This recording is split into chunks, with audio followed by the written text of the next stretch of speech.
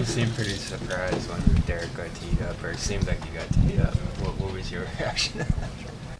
I'm no stranger to getting texts, and D. White has never gotten a text since he's been in the league. That's on us. So I don't know if anybody ever seen the reference in Longest Yard when they was doing the recruiting, and Chris Rock was like, "Man, I got half a star." So I told D. White, "You gotta get like one tech. You know, got street cred up." So I got excited, and I thought he got a tech. I'm kind of campaigning for him to get one day. So we'll see. Yeah, you looked pretty disappointed when it announced it wasn't him. Yeah, because this has been a long time discussion. We've been talking about this for a long time. So I just heard technical foul D. White, so I got excited. I was going to go give him a hug or something. When you have a co-star like Jaylen Brown and what he's capable of doing, but you know that he's hurt, you know that he's dealing with something, do you feel any responsibility to change how you play to kind of accommodate for that? A little bit, understanding that he's on minute restriction, so wanting to maximize his time while he's out there and him, being involved as much as possible. Knowing that he's fighting through it to be out there with us. But like when he's out there, there are plays where you know that he would probably rise up, maybe dunk on somebody. But it seemed like in this game he pulled up or went for late. Does that change like maybe spacing or what you might do on a play to make yourself more available for a pass where you know he might finish a play otherwise?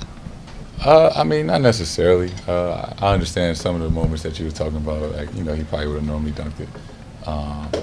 And maybe he just was being cautious or whatever. But we still play the way that we normally do and things like that. But just trying to maximize his usage to a certain extent while he's out there. Feels like every night you guys have one or two players on the other team that you're willing to sag off, let them shoot threes. On the night you guys broke the three-point record, how much easier does it make it on all of you guys that, like, all of you guys can shoot threes, shoot a lot of threes, and make them very consistently? We got a really good team, talented group of guys. We played our strengths. Everybody's, for the most part, can space the floor and is a threat behind the line. So credit to guys for working on their game, and just is what makes us special. You said a couple times about being open-minded to different ways to win, like a night like tonight where there were a lot of post-ups, finding guys. What does that do to kind of show you guys there are other ways, and what was so effective, do you think, in that aspect of the game for you? Yeah, just opportunities, teams kind of going small, and we combat that with we had Al and Luke out there, and we went double big, and Luke did a great job of getting us second and third chance opportunities, being a rim protector and a lob threat. Adjusting to the game, but still playing to our strengths and being who we are. You guys did have everyone available tonight. That hasn't happened a lot as of late. Do you try and take advantage of those situations, or what do you try to get out of it? Just enjoy it. It's, like you said, it hasn't happened a lot, but I think it's going to happen a lot more coming up, and just enjoy it. It's so much fun, and we play with so much joy. All the time, and then especially when everybody's healthy, you can see it from the starters to the guys off the bench to the reactions from the guys on the bench. We just out there having a lot of fun. You've talked a lot over the years about Al Horford as a teammate. He's up for Teammate of the Year again. Do you have an example of him being like a really good teammate, either from this year or from a different year? So many. He really just he does on a daily basis. I bet if you ask everybody on our team and throughout the organization, everybody could speak extremely, so highly about Al and what he means to every individual and how they have benefited from being his teammate.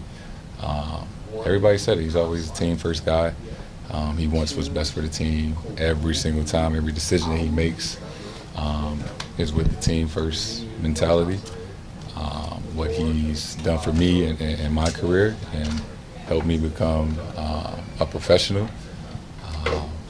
So I think everybody can go down the line and speak highly and give examples of ways that Al has positively impact all of us individually and as the organization.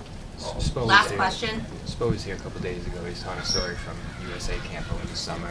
Derrick at a practice, kind of just blocking everybody. Do you remember that practice? And what do you feel like he got out of that experience joining you guys late there and going through that run? D-White's a hell of a player. I think I knew and Drew knew how special and talented he was. And just what he brings to winning and the impact. It was on full display as soon as he got there. Just his disruption on the defensive end, on ball, off ball, knowing where to be, his ability to contest and block shots and make plays on offensive end, and that means a lot. From Spo, right? There's no love lost between the Heat and the Celtics, but just acknowledging a special person and a player, even if it's from a rival. Thanks, Jayson. Thank you, man.